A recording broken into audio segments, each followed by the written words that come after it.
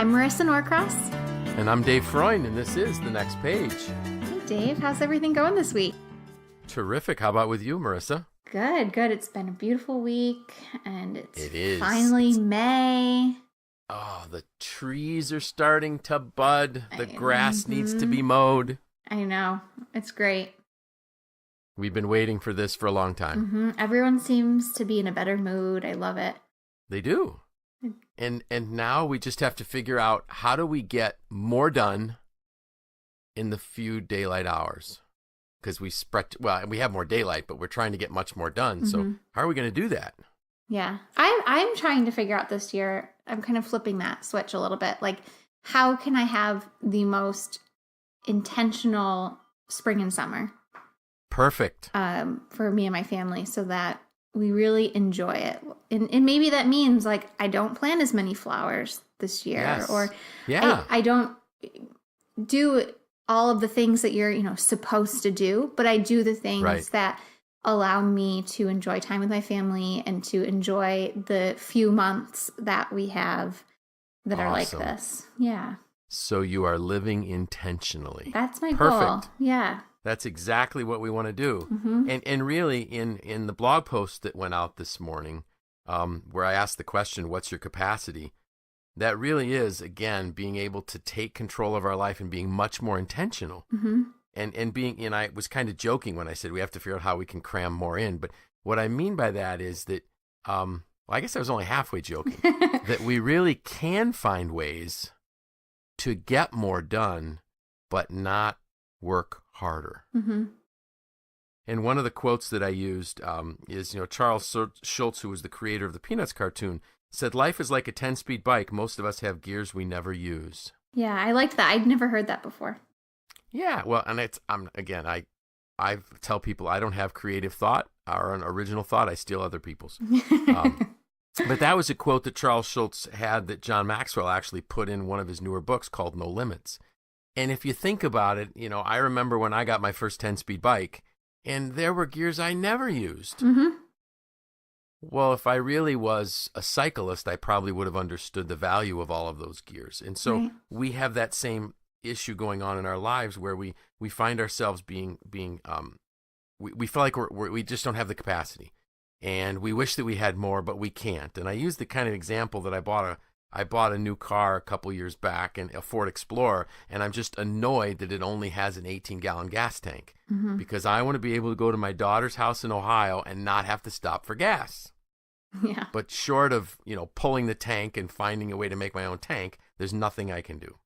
Now, maybe people could say, well, Dave, if you would just drive a little more reasonable, you probably would get better gas mileage and you might make it. But nonetheless, I can't fix that capacity, but I can fix the capacity of other things in my life. Right. And one of the ones that I put into the blog post this morning was our energy capacity. Because all of us wish we had more energy. And if we think about it, so people will say, so how do you, what do you do to increase your energy? Well, you should exercise. That's true. We should eat better. That's true. And I know you eat much better than I do. And we need enough sleep. So I'm probably doing better than you, and I'm probably going to be doing a lot better than you in a couple months when the new baby comes. But those are three things right off the bat that all of us could rattle off that says, yeah, that's going to increase our energy. But then the question is, but do we address those things? Do we actually implement those? Right. Then the other thing we need to look at when it comes to our energy capacity is, what energy draws do we have during the day? And are there some that we could do away with? One of the great energy draws that we have is worry. Yes. And stress. And we all know that we can process through those. And if you go back through our podcasts, we talked about worry, and we talked about stress, and we talked about mindfulness and meditation, which are all great for that. But then the other thing that we could look at is people who are negative in our lives. Are there people that we tend to hang around that are just prone to negativity? We might need to reduce the amount of time we spend with them. And then the other thing that I put in here was, well, what about things that build energy into our life? What are those energy sources? Which, it could be music, it could be hopefully podcasts, things that we read that inspire us, people that we're around that energize us, that bring the best out of us. So if you, like, as you said, you want to be very intentional this summer. If we become intentional about managing our energy and increasing our energy capacity, we actually will. Mm-hmm. So we talk about, in your post, you talk about an equation that John Maxwell shares in this book, and it's awareness plus ability plus choices equal capacity. Exactly. So let's kind of use your energy example. So would the awareness piece be like, I know that I want to increase my energy? Is that the awareness part? It could be, yes, that I know that I need to. It could also be developing that awareness of where I get my energy and where I lose my energy. Okay.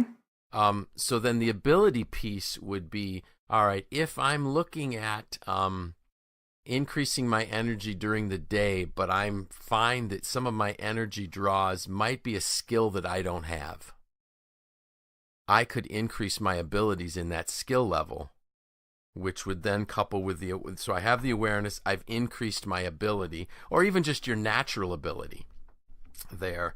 And then the choices. So am I going to, again, spend time with the person that is dragging me down, or spend time with the person that's energizing me? And then that would equal the capacity. Okay. The problem is most of us only look at ability and say that equals my capacity. Right. So someone would say, well, I don't have time to exercise, so that's out. Or I don't. Exactly. Or, I can't eat better. I'm too busy. Right. Or something like, I don't type well. Mm-hmm. So therefore, I'm not going to be able to generate a lot of typed material, whatever. For me, I don't type well, but I've gotten better since I had to write. Mm-hmm. But I would also say okay, I need to write more. How do I do that? So I do an assessment of where I am. Now I add that to the abilities that I have. Then I might make some choices of, what technologies could I use? Could I establish times in my day when this would be most beneficial? And then that really equals my capacity. We just all seem to view our capacity as limited. And what John is trying to say in his book, No Limits, which I think I'll make sure that I put a link to that book on Amazon in our show notes for today. Yes. But what John is saying is, no, your capacity really is almost unlimited. Mm-hmm. And a good example that John would use is he would say things like, I like to do leadership development, leadership training. So he started a business to do that. But then he also started the John Maxwell team, where he trained people like me to do what he was doing, and that blew the limits off his capacity. Mm-hmm.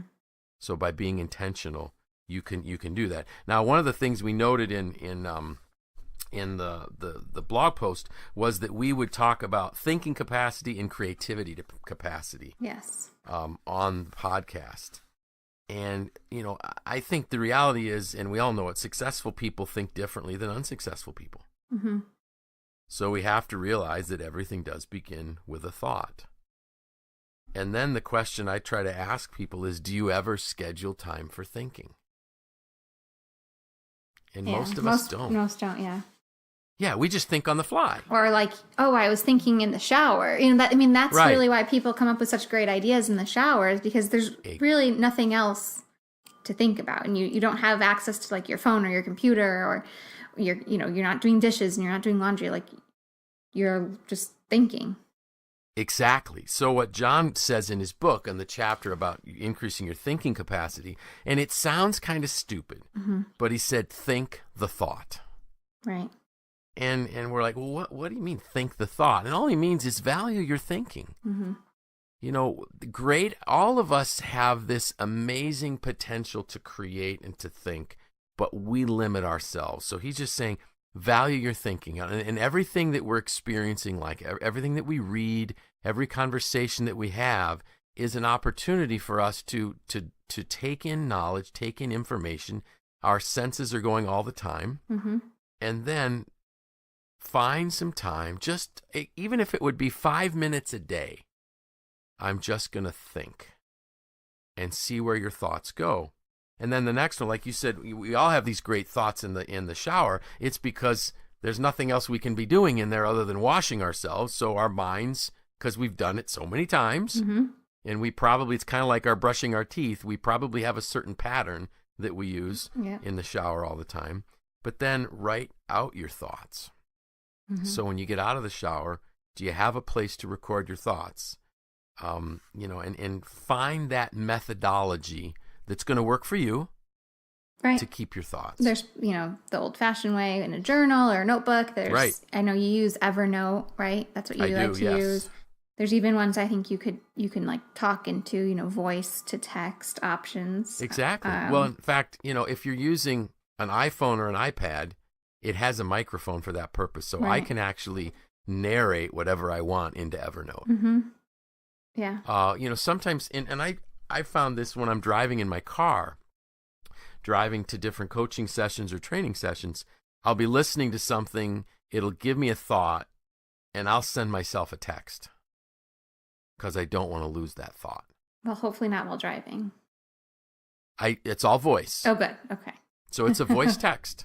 Yeah, I literally just, if you're plugged into, if your car has the talking Apple CarPlay or whatever, and even if not, if you just you can still do voice commands and just hit your the voice command button on the Bluetooth. Voice command button and say send Dave Freund a text, and then it says, what do you want to say?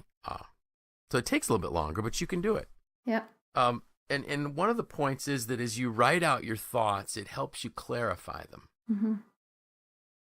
And then, John also has a note, find a place to keep your thoughts. So again, whatever is this thing going to be to capture your thinking.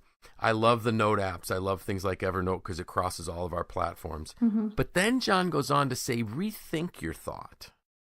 So I wrote it down 2 days ago. Does it still sound like a good thought? Maybe it does, maybe it doesn't. But then you can look at it and say, what could I do if I'm rethinking it? Now I can evaluate it, I can tweak it, I can adjust it. Then the next step he's asking us to do is to verbalize our thoughts, express it to somebody else. Because more people helping us think makes our thought better. And as we can see, just these few little steps of becoming very, very intentional in our thinking actually will increase our thinking capacity. And I think there's a great children's book that simplifies this all. It's called What Do You Do with an Idea? And I know because I read it to my daughter all the time. But it's like, it's you don't think about this process, speaking of thinking, but it is so important. I know, especially verbalizing your thoughts and sharing your thoughts with others.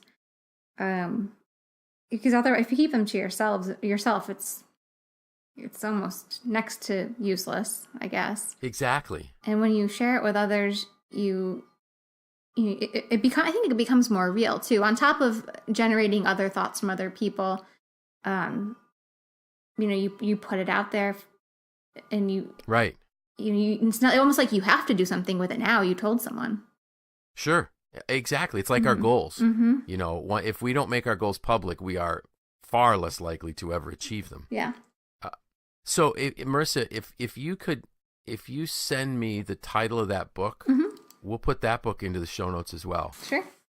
Because I really love, a lot of times children's books can speak to us much better than, a couple 100 or 300 page book that John wrote, because it's quicker. Yeah, a lot quicker. One of the things too that I really, and I touched on it, was, having other people help you think your thought. Nobody ever had a great idea all by themselves. I might write a blog post that I think is great, but if I don't send it to you and have you edit it, it's not going to be as good. So by thinking our thoughts, by writing down our thoughts, by reflecting on our thoughts, evaluating them, sharing them, and then asking others to speak into our thoughts, those thoughts become much better. And again, this is that process of increasing our thinking capacity, where all of a sudden we're going to say, wow, that is an amazing idea. And that's something we need to implement, whether it's something at home or at work, or even if it's something in your own personal development, sharing your thoughts with other people I think I'd like to do this. I think I'd like to do that. What are your thoughts? These are my reasons why. Mm-hmm. But it elevates us to a much higher level of thinking. So then the next topic that I said we would talk about is creativity. Yeah, this is so important too. Yeah, and I never thought I was a creative person. And I didn't think I was a creative person because I couldn't paint. I couldn't draw. My sister's an amazing artist. She can paint and she can draw. My brother is an amazing artist in that he's a wood carver. Mm-hmm. And he could carve waterfowl and even birds that looked so real, you almost had to touch them to see if they were real. Wow. And he'd say to me, you can do this, you can do this, you can do that. No, I can't. There's no way I can do that. And he would, even though he would say, yes, you can, because, you were a tool maker, no, Bob, I don't have those skills. But what I realized was that there are areas where I am creative. Mm-hmm. I would agree. And perhaps I can figure out a way to present a class, or facilitate a meeting, or come up with materials that can help people expand their understanding. So the point was, all right, I got to figure out how do I become creative? Mm-hmm. And the reality is that people, you have to believe that you can do it. That's the first key. Mm-hmm. And I loved in John's book, he says, remember, reactive and creative are made up of exactly the same letters. Yep. And I mentioned to you before we started recording the call that I typically I react to things and I don't realize there's a solution here. Right. Creative problem solving. Exactly. Believe that there's more than one answer. Mm-hmm. Helps expand our creativity. And that there always is an answer. There always is a solution. Mm-hmm. And you had mentioned before we started the call, the recording here, that it tied back into Lessons from Max. Yep, 2 podcasts ago, I think. Yeah, where what was it that Max was telling his son? Solution number 57 solution or something. 57. Yeah, exactly. Which he was teaching his son. Just keep trying. Yep. There's got to be a way to do it. Mm-hmm. Believe that everything and everyone can get better. Yeah. That helps foster creativity. I also think that if we really want to be creative, we have to expose ourselves to different thinking, different ideas, mm-hmm. different people. Spend time reading things other than what you typically would want to read, type of thing. Right. I guess we'll give a little bit of a preview of my June newsletter article, because I surprised you when I said mm-hmm. I'd like to write about, what should be our reading assignments for the summer, so to speak. Right. Never thought in my life I would be writing something like that. Summer reading list. Summer reading list. Mm-hmm. So, what was the book that I surprised you with? Oh. Do you remember? It's on the tip of my tongue. I'll help you. Team of Rivals. Yes, I knew it was 3 words. So I gave spoiler alert. It's pretty long, people. It's really long read. Block off your whole summer. It's all you'll be doing. Exactly. If you listen to it on an audiobook, it's going to take you 40 hours.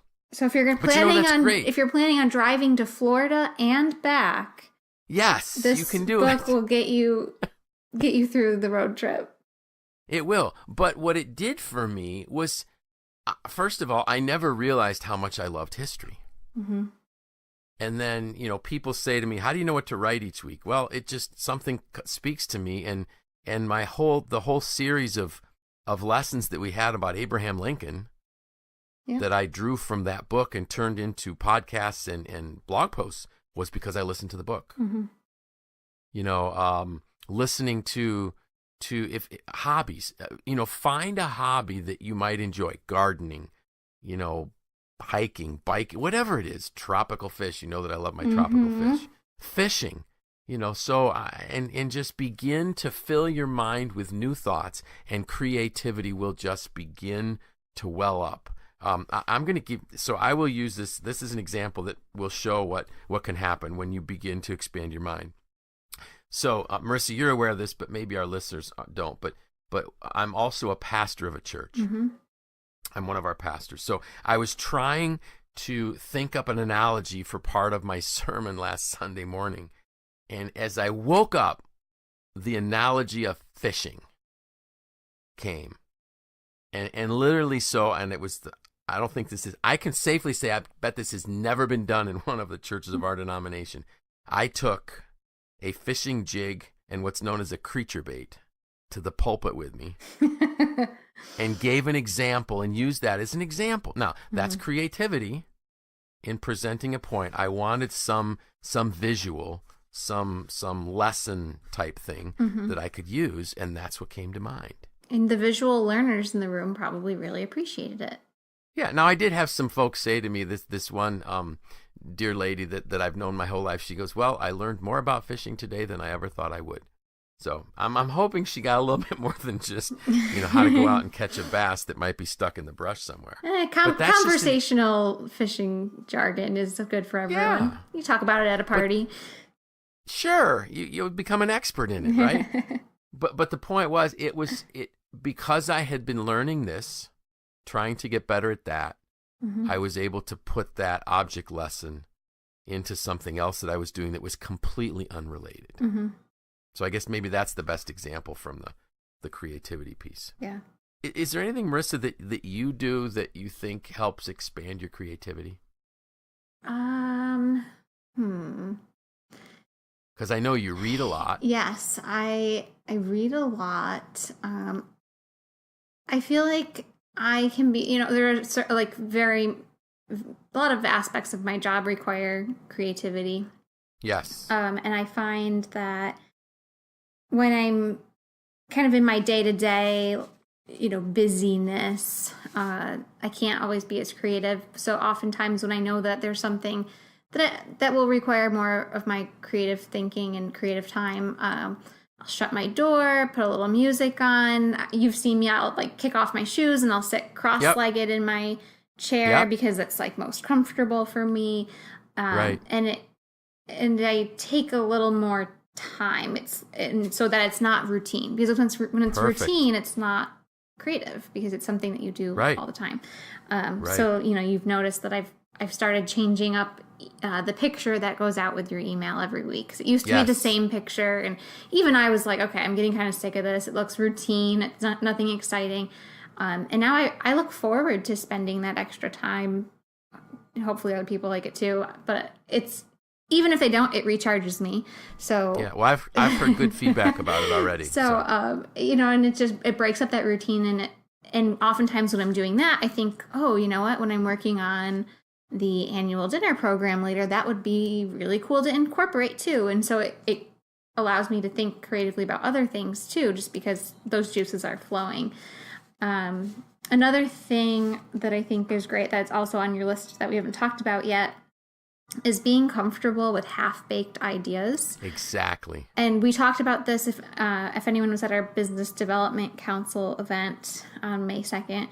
We had a market disruption panel. And this was something we talked about. It was, it's not always going to be perfect and ready to go when you're looking to disrupt a market or try something new that could dramatically change your business. You have to be comfortable with just taking, it's halfway there and just kind of going with it. Obviously, you don't want to do anything dangerous or stupid for your business, but if you have a safe amount of confidence in what you're doing, and even if it's not perfect, just take the leap. That's like what we did with this podcast, right?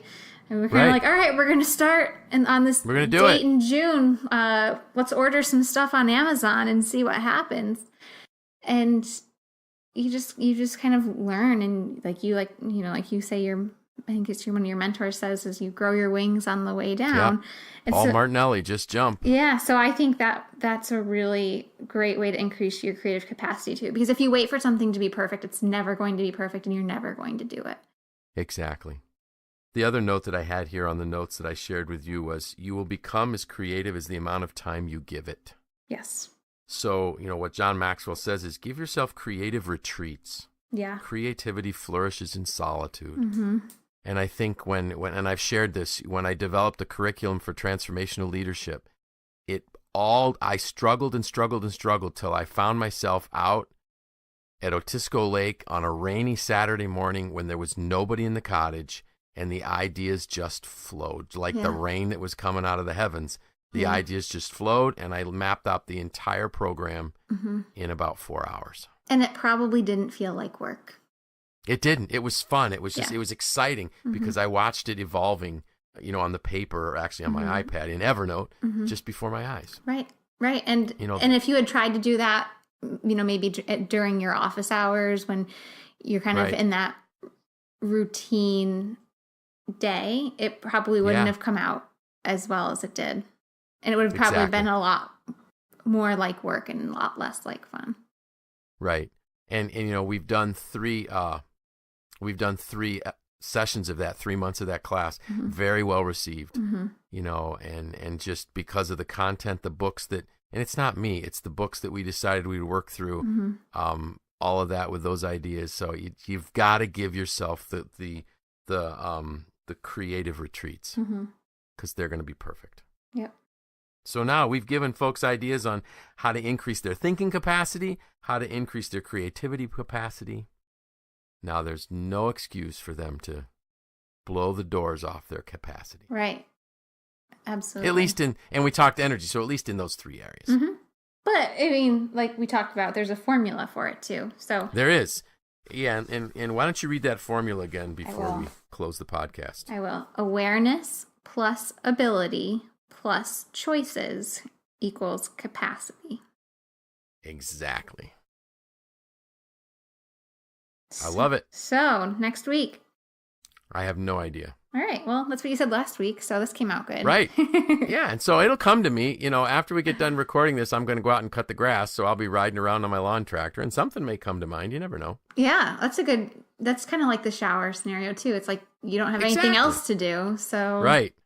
Just ride around, and you're not going to get in too much. Well, maybe you could get in a bad accident texting while you're mowing, but oh well, we'll see. Yeah, distracted mowing. So long as I don't drive over a flower bed or something. Well, right now there aren't any flowers anyway. This could be my next ad campaign. Yeah, exactly. Don't text and mow. Don't text and mow. So, anything exciting coming up in your life in the next week? Let's see. No, I don't think so. Good. Just enjoy. Yeah, I'm just enjoying life, enjoying the weather, playing outside. Great. And perfect. Get in the dirt with my plants and start digging things up. How about you? Nothing special. Just going to enjoy life. That's great. And family and friends. So, all right. With that, I'm Dave Freund. I'm Marisa Norcross. And this was The Next Page.